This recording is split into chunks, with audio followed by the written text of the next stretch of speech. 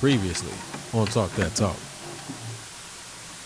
Being honest, we kind of had a mixture of people that were on the podium who were student leaders. Like I know tuba section leader Rory, he was on the podium a lot.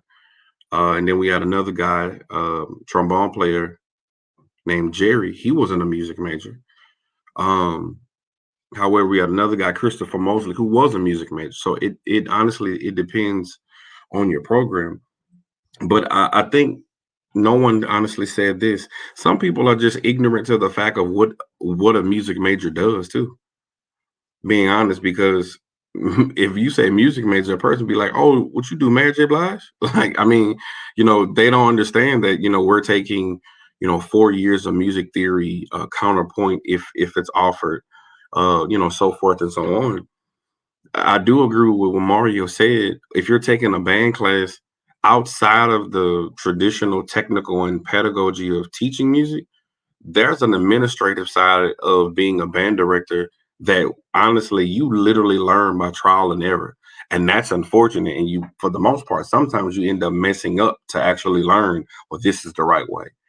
So I think it's just a sense of many people really just don't know because all they see is the product.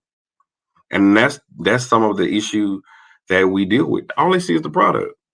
They don't see the 1,000 hours that we work from Monday to Thursday or Monday to Friday to put on a performance Saturday. They don't see going over scales and shaping the embouchure and vowel sounds. They don't see that part. They just see, man, they hitting that line. Man, those lines were straight. Man, they sound good. Man, they was blowing. Man, that dance routine was fire. That's all they see.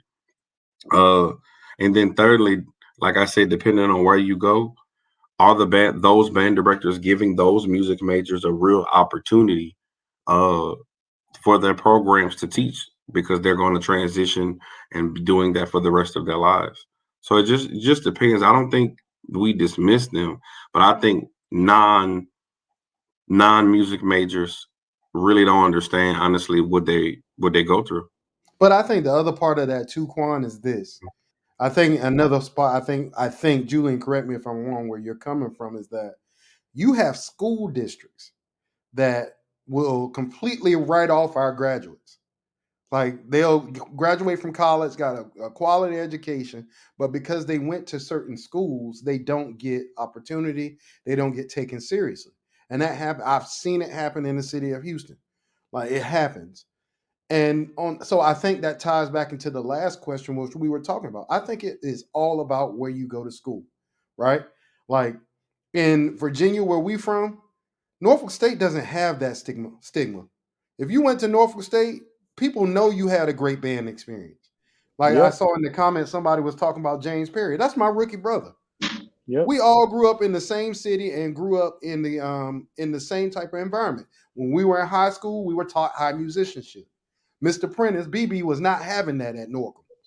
If you did not play your horn the right way, Mr. Prentice would cut that mess off and teach. Mr. Prentice to this day is one of the best band directors I have ever seen come through the city of Portsmouth. Same thing happened when we got to Norfolk State. Mr. Adams was not having that. Miss Sanders was not having that. You go in there and play your tail off, play ignorant if you want to. But the problem is, Quan, is that now there is a certain, and I think this also is important. There is a certain expectation of marching bands now that if you don't sound a certain way, then people will question your like your presence in the HBCU band world. Or you suck because you don't do this or that or this or that. And I said this a couple of shows ago. With the way that marching band is going now, in particular, especially for music majors, some of the goats of our activity. People will listen. Matter of fact, I saw it with my own eyes, Quan. It blew my mind. Lindsey Sargent wrote that arrangement of Smoking Out the Window that Fam played. The orchestration, the voicing, everything was flawless. Everyone, oh, that shit, that they ain't talking about nothing, dog. That suck. That suck. You are literally saying one of the goats of what we do doesn't know what he's doing.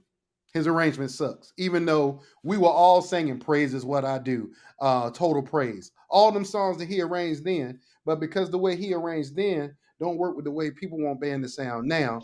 Now all of a sudden he sucks.